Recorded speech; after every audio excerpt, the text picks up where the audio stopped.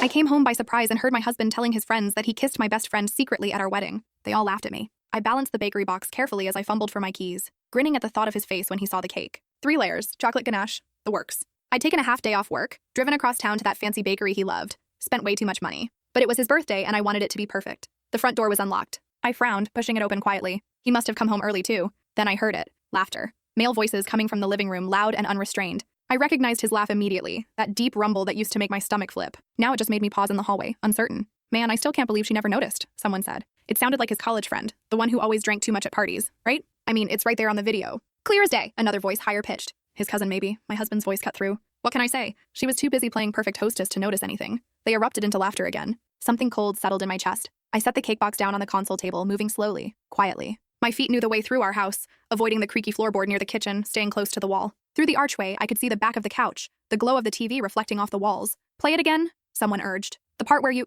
Shh, wait, let me rewind. I stepped closer, pressing myself against the wall. On the screen, I saw myself in my wedding dress. White lace, sweetheart neckline, the dress I'd searched for over 6 months to find. I looked happy, radiant, clueless. The camera panned across the reception. There was the DJ booth, the buffet table with its ridiculous ice sculpture, guests dancing. Then it zoomed in on a corner of the venue, partially hidden by floral arrangements, my husband in his tuxedo, and my maid of honor, Becca, in that emerald green dress we'd spent hours picking out together. They were talking, standing close. Too close. Then he leaned in, and she didn't pull away. It wasn't a cheek kiss. It wasn't a congratulatory hug that went wrong. His hand was on her waist, her fingers clutching his lapel, and their mouths were together for 1, 2, 3 seconds that seemed to stretch into eternity on that screen. Look at her in the background, one of them said, pointing. On the screen, I could see myself across the room, laughing with my aunt, completely oblivious to what was happening 20 feet away. She had no clue, my husband said, and I could hear the smile in his voice. Still doesn't. You think she ever watched the video? Nah. She watched it once right after the wedding, said it made her too emotional to watch again. Too many happy memories or whatever. He said it mockingly, and they all laughed. My hands were shaking. I pressed them flat against the wall, trying to steady myself. Becca, though,